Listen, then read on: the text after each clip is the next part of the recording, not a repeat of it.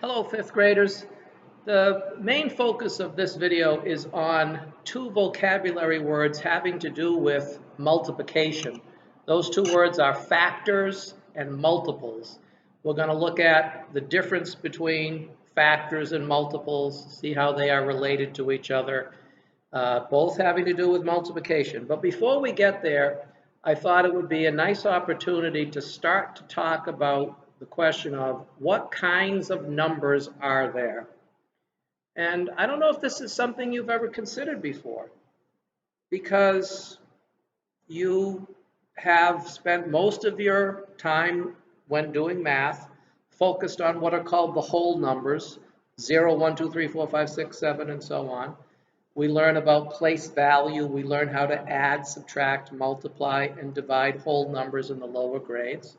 And you have some awareness that there are other kinds of numbers that you might call fractions. Your understanding of what kinds of numbers there are, like anything else that you learn, any other subject in life, it's going to grow and become more sophisticated as you get older. I'm going to give you just a very simple introduction with just a very small portion of that, answering a very small part of that question, what kinds of numbers there are. There are other kinds. And some of the kinds of numbers there are kind of bizarre. You would find them bizarre at this point in your lives. But when you get to the right point, they will seem normal and something that you can understand. Well, let's begin. I've already mentioned the whole numbers, which I've actually listed here in the middle. But let's begin with a collection of numbers that mathematicians call the natural numbers. The natural numbers are also known as the counting numbers for obvious reasons, and those two words are related. The numbers come very naturally to us. If you ask a very young person to start counting, they're usually not going to start with 0. It doesn't really make sense when you're counting things to start with 0, because you're not going to start counting until you see the first one. So we count 1, 2, 3, 4, and so on. Those are known as the natural numbers. They come naturally to us when we're very young, also known as the counting numbers. Now, mathematicians will often talk about collections of numbers, various collections of numbers that are called sets. The ordinary word S-E-T, sets of numbers. And mathematicians use a squiggly bracket symbol to indicate that here's a set or collection of numbers. The squiggly brackets right here. They're a little different than parentheses because they're squiggly. When you see those squiggly brackets, it means here's a collection of numbers known as a set of numbers. So here's the set of natural numbers. It begins with 1, 2, 3, 4, 5, 6, and those 3 dots mean that they go on forever. It is a set that contains an infinite number of numbers. There's no highest natural number. If you think 1 million is the highest natural number, I can say 1,000,001. So they go on forever. That's what the 3 dots mean. Now, if you include along with the natural numbers 0, which is necessary when we're learning early arithmetic, because 4 minus 4 is not a natural number. 4 minus 4 is 0. We have to, we need 0 in our number system. We can't write big numbers without zeros to hold places, right? So the whole numbers are 0, 1, 2, 3, 4, 5, 6, ... going on forever. You're already familiar with those numbers. But let me now introduce a set of numbers that you're probably not familiar with. So this is your first sort of exposure, in addition to knowing that there are fractions. Fractions are a different kind of number that we'll talk about later. You have some awareness of fractions, and you may also have some awareness that there are negative numbers. But you may not know that there's a kind of number known as an integer. Integers.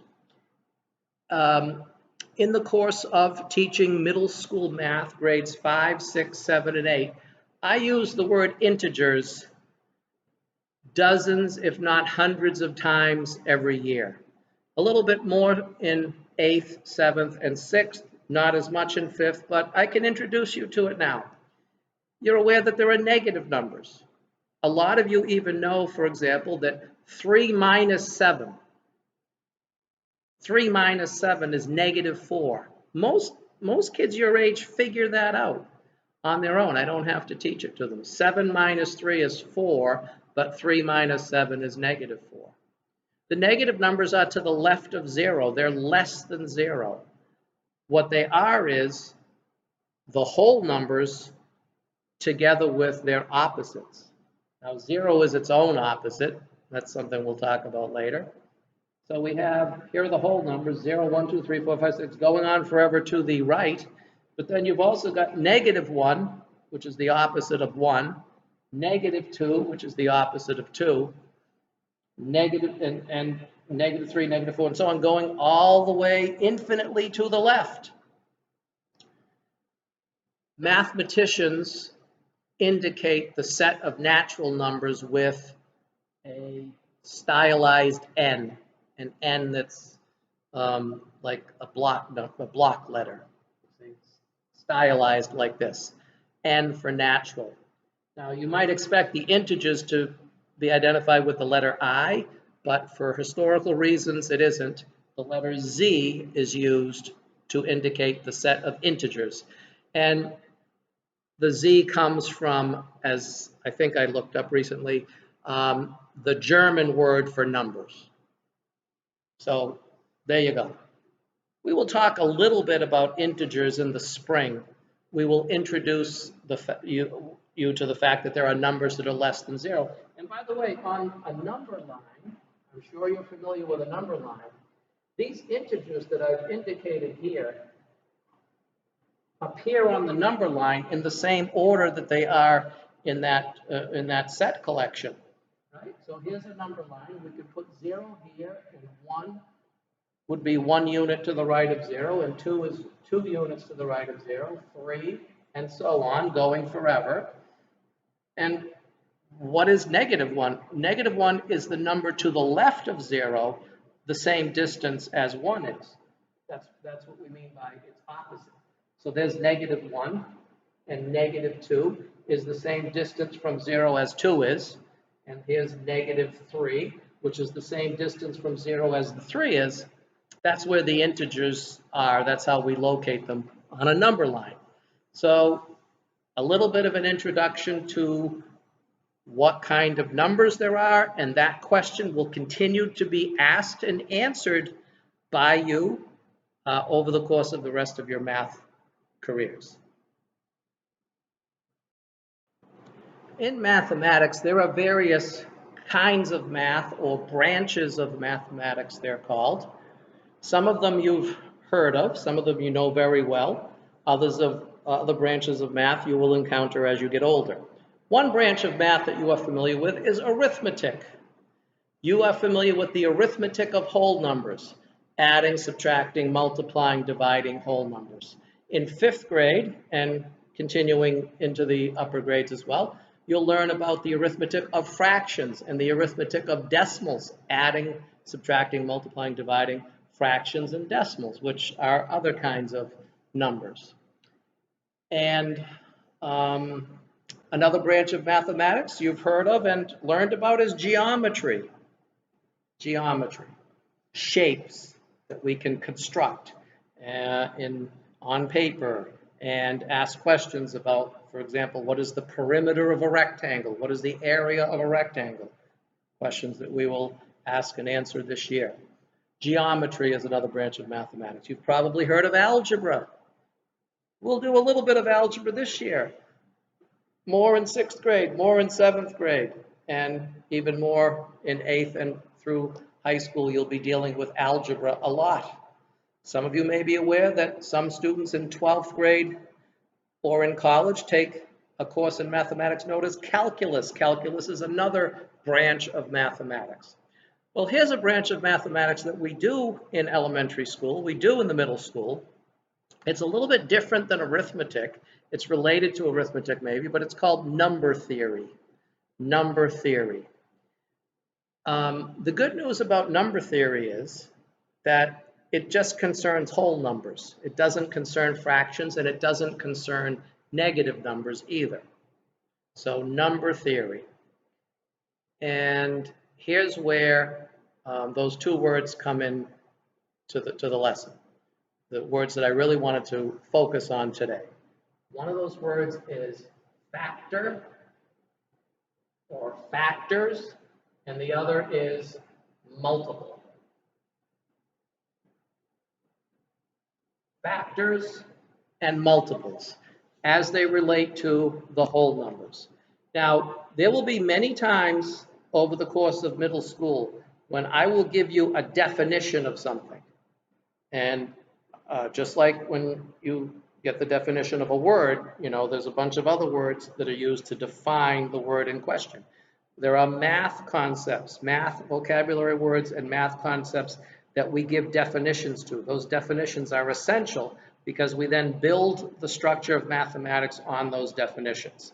But with the words factors and multiples, personally, I find the idea of giving them definitions with just a bunch of words to be a little bit cumbersome, a little bit difficult, and really unnecessary.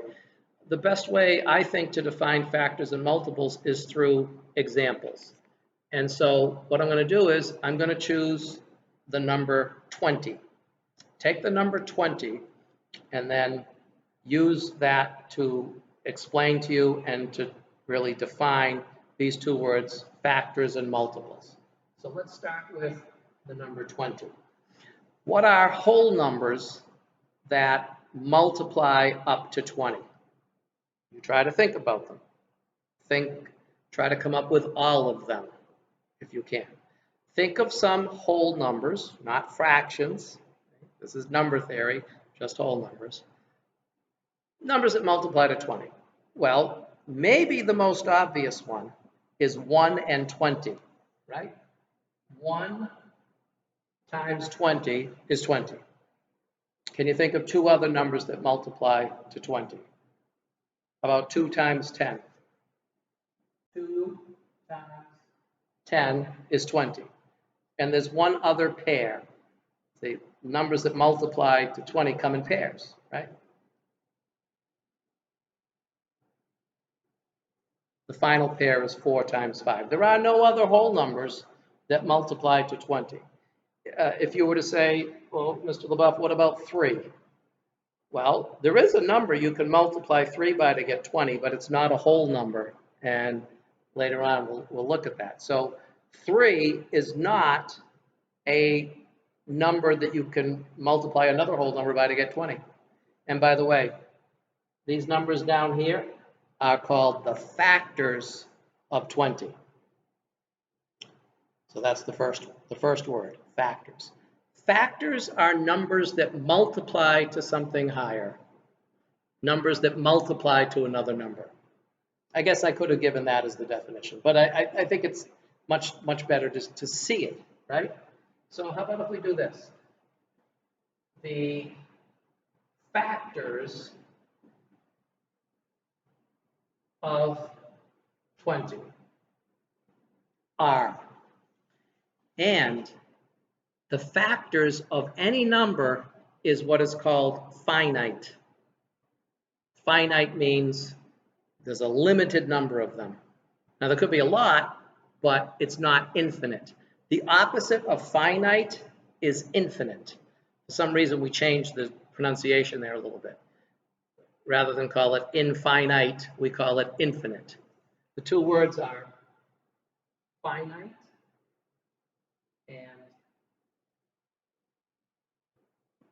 infinite. The in here means not. So infinite means not finite. Finite means there's a limited number of them. Okay?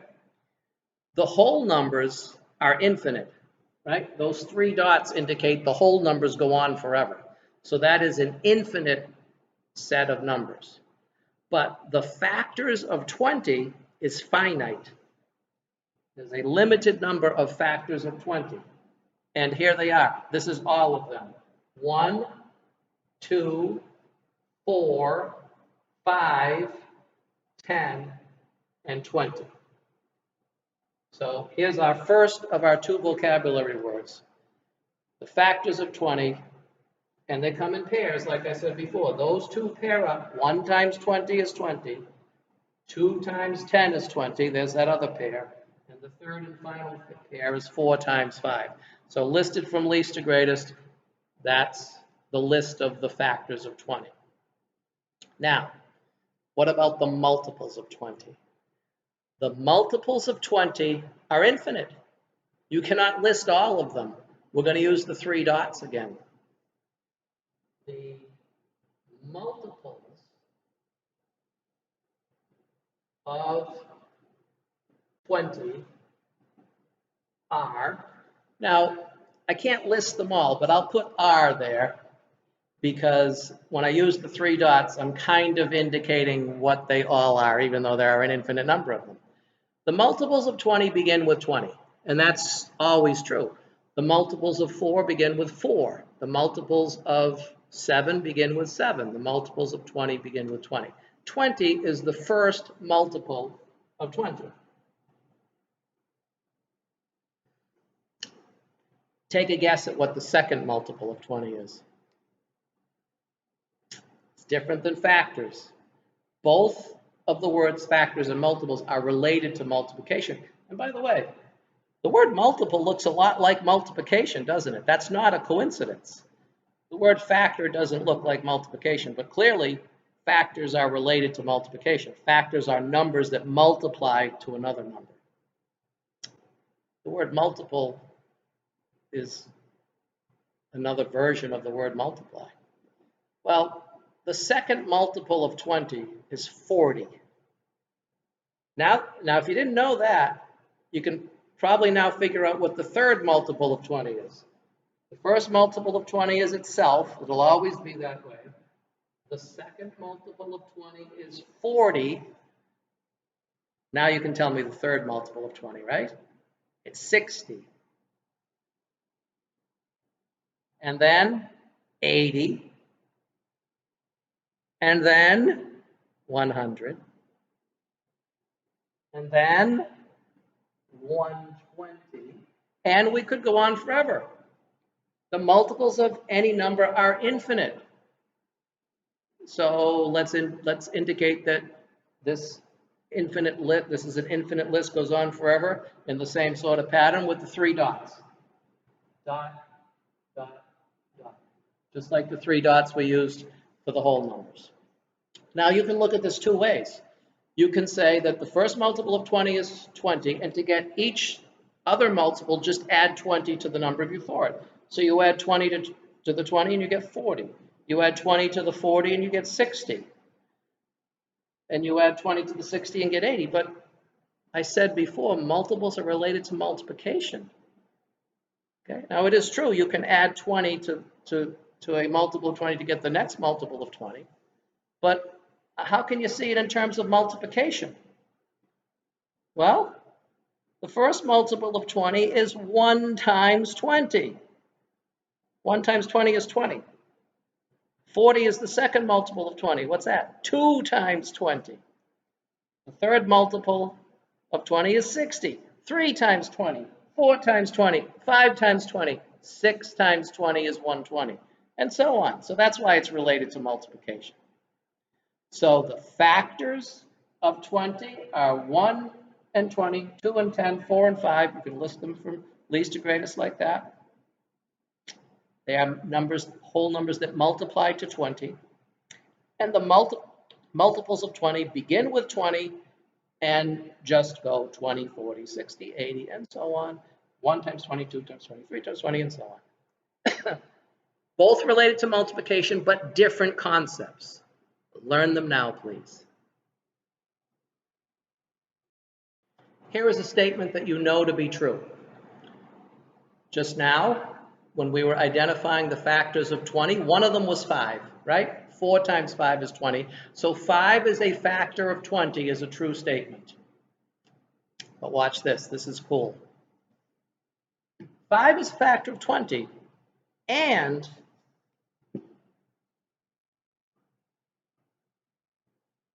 put a a double arrow there. The double arrow has a certain meaning in math, which I'll get to in a moment. But what I want to write over here now is this. 20 is a multiple of 5.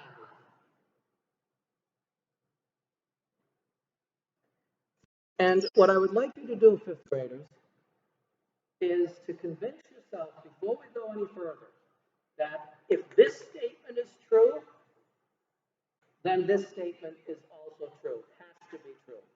If this statement is true, then that statement is true. And that's what that double arrow means. The double arrow means that what I just said. If this statement on the left is true, which it is, then the statement on the right must be true. That's, I guess, the arrow that goes that way. If this is true, you get this one. But it's also the case that if the statement on the right is true, if 20 is a multiple of 5, then 5 is a factor of 20. So that's the arrow that's going, pointing to the left. This is true, and that's true. Okay? So the double arrow. And it will always be like that. It's not just 5 and 20 that it works for. It works like that for any two numbers where one is a factor of the other and the other one is a multiple of the other. So like, for example, this. 3 is a factor of, now 3 is not a factor of 21. You cannot multiply 3 by a whole number to get 20. But you can multiply 3 by a whole number to get 21. 3 times blank is 21, 7, right?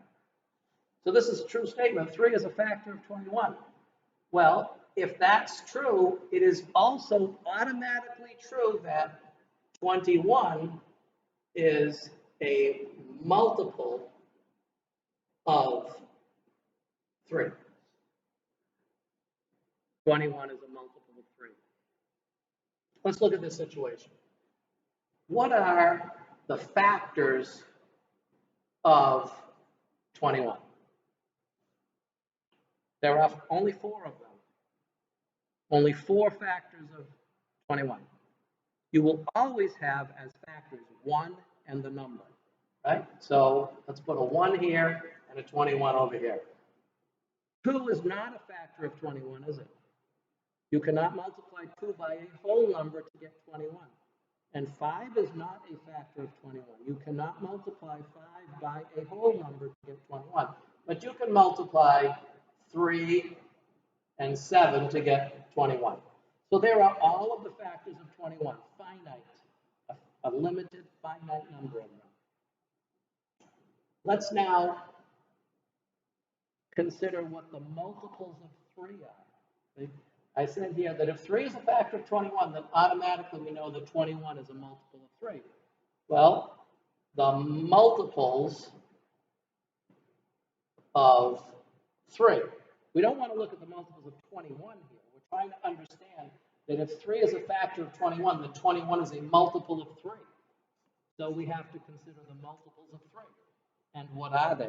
Well, the multiples of 3 you're very familiar with from when you learned what you might have called the 3 times table. The 3 times table is the multiples of 3. The multiples of 3 begin with 3. As I said before, multiples always begin with the number. And then they're going to go up by 3 each time. 6, 9, right? 3, 6, 9. Let's just do it counting by 3s or adding 3 to the one before. 12, 15, 18, 21, 24, 27, and now I'll put dot, dot, dot. Because any number has an infinite number of multiples. They go on forever. Let me ask you this question. We can identify each of these multiples of 3 by their location in the list. First, second, third, fourth, fifth, sixth, seventh, eighth, and so on. Okay? So answer this question. Which multiple of 3 is 21 on the list? You can count up to it if you want. I think I just did that, right? The question is, which multiple of 3 is 21? This is 1 times 3, which is the first multiple of 3. This is 2 times 3, 3 times 3, 4 times 3. 12 is 4 times 3. It can also be called the fourth multiple of 3. 15 is the fifth number on this list. 15 is the fifth multiple of 3. It's also 5 times 3. You see the connection there. 6 times 3 and 21 is 7 times 3. So it's the seventh multiple of 3. 1, 2, 3, 4, 5, 6, 7 brings you to the 21. That's cool, right? Say yes. It is cool. I would like us now to think about the number 17. You know 17. On the number line, it comes exactly halfway between 16 and 18. The number 17. Okay, one of my favorites, at least for right now, because it suits my purpose for teaching you something. Let's do this first. Let's identify some of the multiples of 17. The multiples of 17. Now, this is not nearly as easy to do as 3. You know, the multiples of 3 were easy to identify, at least the beginning few, because you know the 3 times table. 3, 6, 9, 12, 15. It's easy to count by 3s, fairly easy, right? We're going to have to count by 17 now. That's a little bit more challenging, but I think it's reasonable for you to be able to do it. The multiples of 17 begin with 17. That's the first multiple of 17. What's the second? Well, you have to add 17 to 17, or multiply 17 by 2, right? 2 times 17. 2 times 17. Either way, whether you're doing it 17 plus 17 or 2 times 17, you probably should be able to do that mentally and get 34. Okay? Let me say a quick word about mental math. We all have varying degrees of being able to do math mentally. There are people who are very good at math, you know, very advanced and very accomplished in math, but they may not be able to do math calculations easily or quickly in their heads, mental math. That's not the only thing that's important about math. There are certain things that I'm going to suggest to you during the years that you should be able to do mentally. For example, you should know that 5 times 20 is 100. You should be able to do that mentally. You should be able to multiply 20 by 30 mentally. 20 times 30 and get 600. But can you easily do 2 times 17, 3 times 17, 4 times 17? Well, maybe you can, maybe you can't. Not a big deal. And I will try to guide you as to what things are important that you'll be able to do mentally and what are not so important. This is not so important. But if you add 17 to 34, or multiply 17 by 3, because we want to get the third multiple, it's 51. Okay? Maybe you could do that. If we add 17 to 51, that's pretty easy. It's 68, right?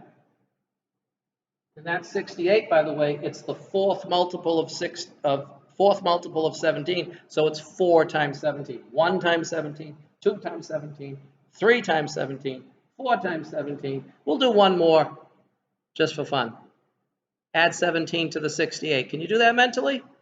Yeah, maybe you should be able to at some point soon, maybe. 85? Did you get 85? All right, if you couldn't, don't worry about it. But that is 5 times 17. 1, 2, 3, 4. It's the fifth multiple of 17. 5 times 17 is 85. And these multiples go on forever. So I'll put the 3 dots there. An infinite number of them. But this is the real reason coming up why I chose 17.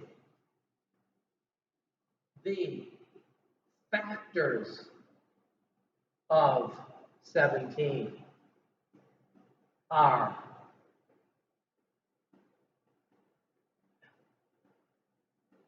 Let me ask you this. When you were learning your times tables, was the answer to any of those multiplications you memorized, was the answer ever 17? No, it wasn't. Because 17 has only two factors. There are only two whole numbers that multiply to 17. And you know what they are. What are they? 1 and 17. That's it. 1 and 17. Okay. We have a special name for numbers whose only two factors are 1 and themselves. And there are an infinite number of those, by the way, as well. Okay, so I'm not talking about numbers like 20 or 12. Right? 20 has factors 1 times 20, 2 times 10, 4 times 5. 12, what are the factors of 12? Well, you got 1 times 12, 2 times 6, 3 times 4. But with 17, all you have is 1 times 17. And there are an infinite number of numbers that are like that. We have a special name for them. Maybe some of you have heard it. If not, you're hearing it for the first time. And they're very important in math. They're called prime numbers. 17 is known as a prime number because its only two factors are 1 in itself. That's it. That's what it means. It's a very simple definition. We're going to actually add one little extra part to the definition. We're going to say that a prime number is a whole number greater than 1, whose only two factors are 1 and itself. For reasons that I'll explain later, we do not consider 1 to be prime. Now, you might be puzzled at this point. You might say, hey, Mr. LaBeouf, the only two whole numbers that multiply to 1 are 1 times 1, and that is correct. But for reasons that we'll get into later, we do not define the number 1 to be prime. So let me pause the video, and I'm going to give you a list of the first few prime numbers. I'm going to have to use the 3 dots again because there are an infinite number of prime numbers. They go on forever. I'll show them to you. I'll show you the first few in a moment. Here's a definition.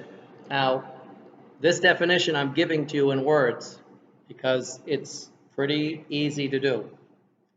A prime number is a whole number greater than 1 whose only two factors are 1 and itself. This symbol here, by the way, the arrow pointing like that, you know that that means greater than, okay?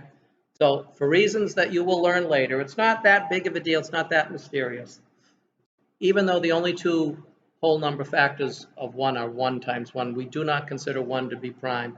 It's left out of the definition, okay? So here's the first few whole numbers. I've indicated the set of whole numbers up here, 0, 1, 2, 3, and so on, right? A prime number is a whole number greater than 1 whose only two factors are 1 and itself. Now, the first prime number is 2. Why is 2 a prime number? What are the factors of 2? What are the whole numbers that multiply to 2? 1 times 2, that's it. So 2 is prime by definition. The next prime number is 3. 3 is prime because the only two factors of 3 are 1 and 3, 1 times 3. I'm going to skip 4. 4 is not prime because 4 has as factors 1 and 4, 1 times 4, and 2 times 2. It has factors other than its 1 in itself, right? So it's not prime. 2 times 2 is 4, so 4 is not prime. 5 is prime. The only two factors of 5 are 1 and 5, 1 times 5. Those are the only two whole numbers that multiply to 5. I'm going to skip 6. 2 times 3 is 6. 1 times 6 and 2 times 3. 6 is not prime because it has factors other than 1 in itself. Again, a prime number is a whole number greater than 1 whose only two factors are 1 and itself. So I'm going to skip 6, but 7 is prime. The only two whole numbers that multiply to 7 are 1 times 7. And I'm going to skip 8.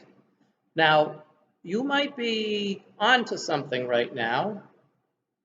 I've skipped 4, I've skipped 6, and I've skipped 8. Don't I have to skip all of the rest of the even numbers?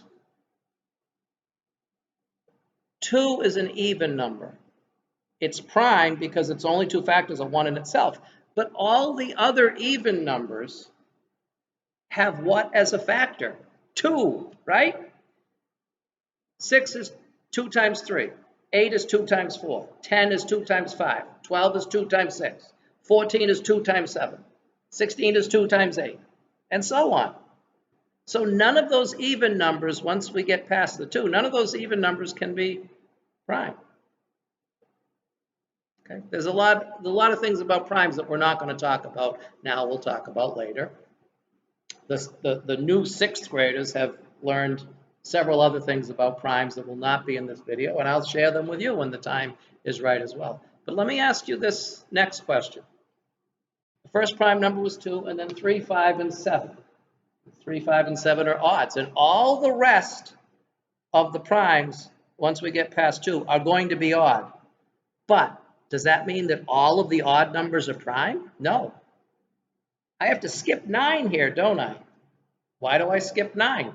Because 9 has factors other than 1 in itself. 3 times 3. 9 has 3 as a factor, matched up with itself. So 9 is not prime.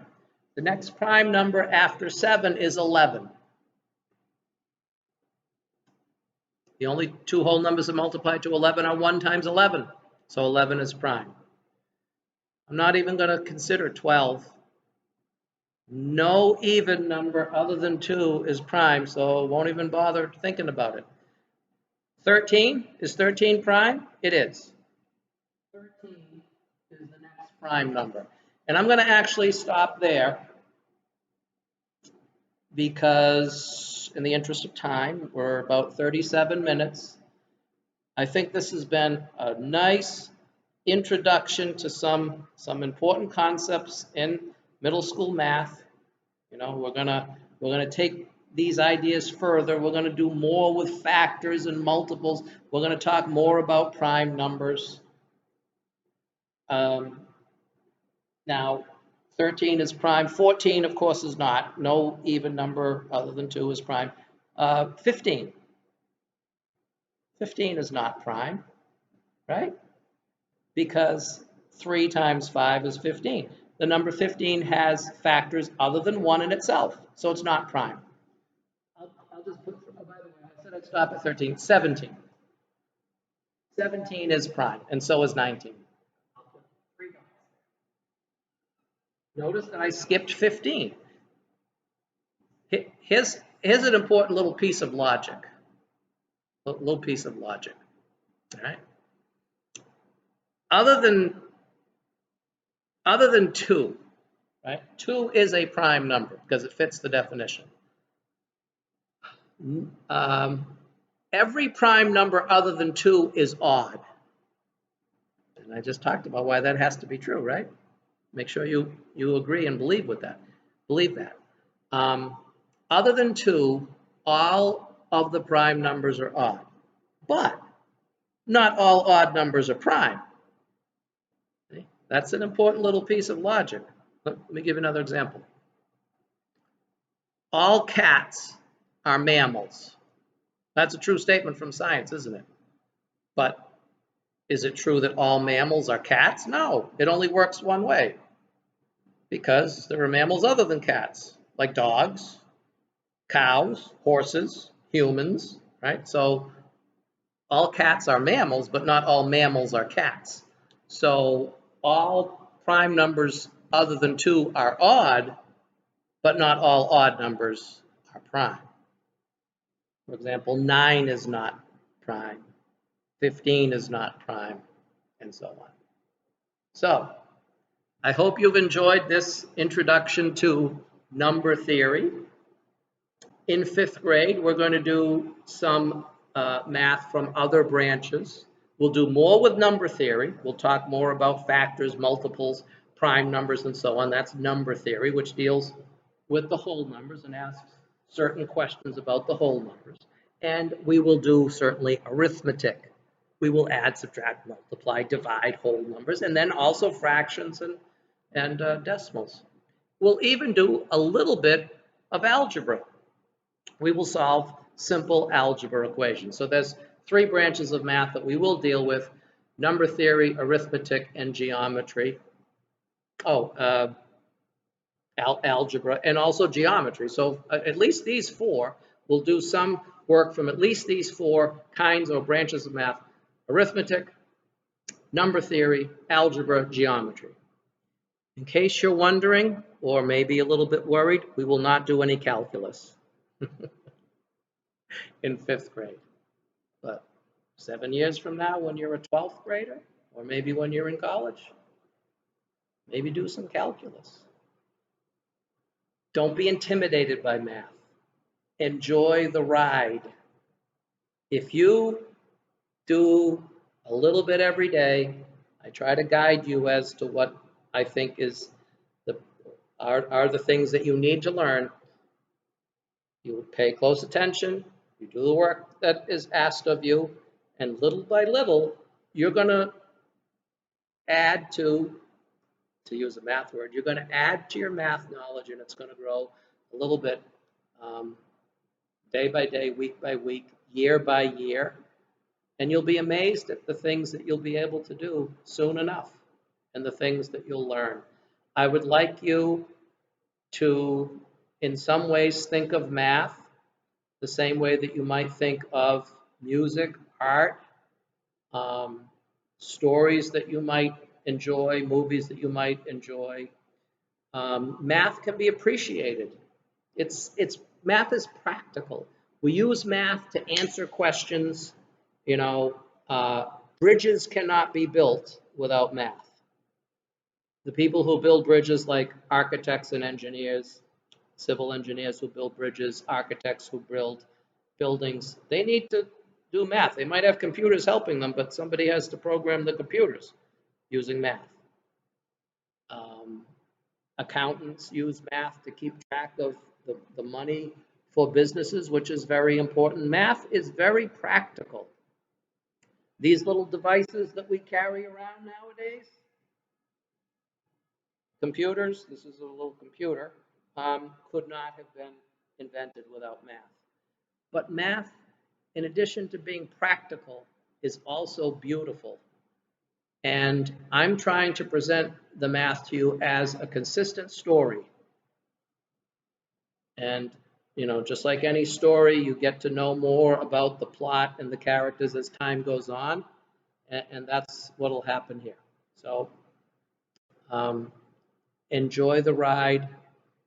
If you put in a little bit of effort each day, you're gonna be amazed at how good it makes you feel to have mastered certain things in math, and to also just appreciate, like we might do a piece of music that we enjoy, or an artwork, we say, wow, isn't that amazing? I would like you to say, or to think, if you're a little embarrassed to say it in front of your classmates, I understand, because I was a fifth grader once. We used a chisel and a hammer to do the math on stone. No, I'm just kidding. I'm not that old. But whether you say it or not, I want you to at least think, wow, that's amazing how that came out to be. I never realized that math, that these two things are connected. Please have that expectation about math, that it will be something not only that you can master, but that you can enjoy. That's all for now, fifth graders. It's been wonderful talking to you, and I look forward to doing much more of it in the future. Bye-bye for now.